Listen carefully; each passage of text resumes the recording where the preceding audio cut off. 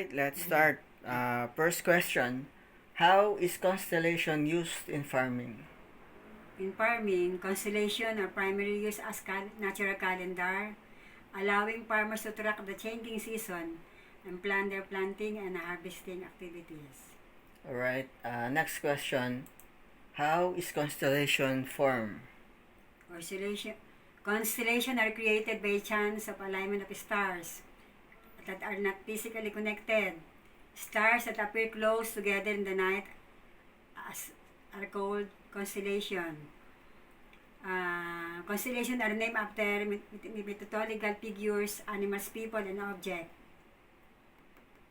Many Asian cultures use constellation to help them understand the season and predict when to plant and harvest. Alright, last question, what is the purpose of constellation? The purpose of constellation are in the navigation to communicate information about the sky, orientation and easily recognized patient pattern that help people orient themselves in the night. Navigation sailor use constellation to determine their location at sea. And communication astronomer use constellation to name stars and meteor shower.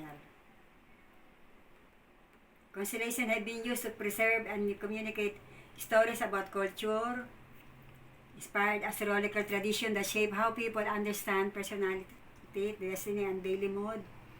And last, calendar certain constellation indicate the changing of season, which was useful for agriculture purposes before the use of calendar.